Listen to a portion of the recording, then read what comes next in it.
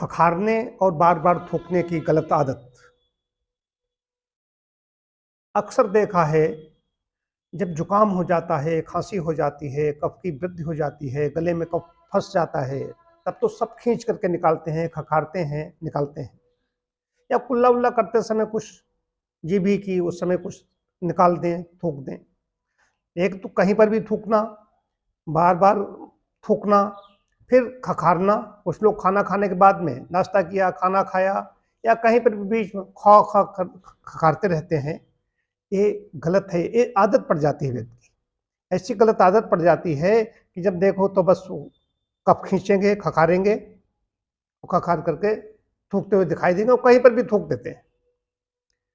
थूकने पर एक बार यहाँ पर तो कायाकल्प में इतना मैं शाला मेरा मौन हो जाता है सायंकाल हवन के बाद में, और मैं इतना नाराज हुआ कि यहाँ के कोतवाल को और यहाँ जेल चौकी के यहाँ के इंचार्ज को, इनको सबको यहाँ पर पुलिस बल आया सिर्फ इसी बात पर कि कहीं पर भी निकलते हैं थूक देते हैं।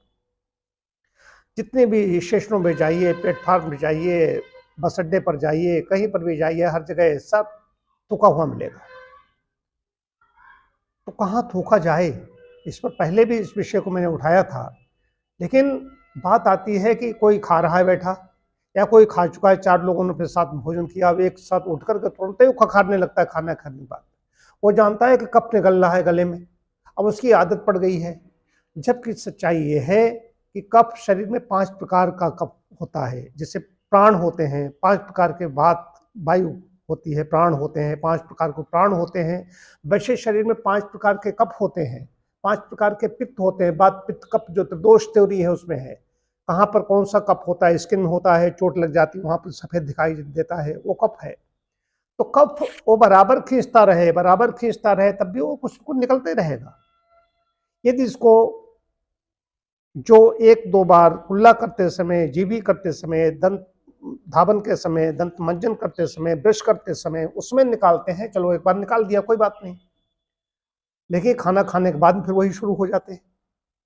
तो इससे समाज में भी, परिवार में भी उस व्यक्ति का थोड़ा ग्रेस कम होता है, और उसके साथ साथ में जो देखा जाए उसके ग्रह दशा की बात आती है कि इसमें ज्योतिष के अनुसार उसकी लक्ष्मी रुष्ट होती हैं, और भी इसके कहे गए हैं कि ऐसा व्यक्ति है उसको मान सम्मान नहीं मिलता ऐसे व्यक्ति को। तो ऐसे लोग जिनकी आदत है, एक तो अवस्था भी बढ़ जाती है, तब भी ऐसा होता है कि लोग खखारते रहते, थूकते रहते हैं। लेकिन जिनका शरीर स्थूल होता है उनमें चीज़ ज़्यादा होती है कि उनको कफ प्रकोप ज़्यादा होता है, कफ उनकी प्रवृत्ति कफ की ही होती है। उन लोगों को ये कम करना चाहिए, धीरे धीरे धीरे धीरे आदत खत्म हो जाएगी। कोई भी व्यक्ति है, अगर हम अपनी खखारने की आदत डालने तो आदत पड़ जाएगी। तो ये आदत है, इस आदत को छोड़ा जा सकता है।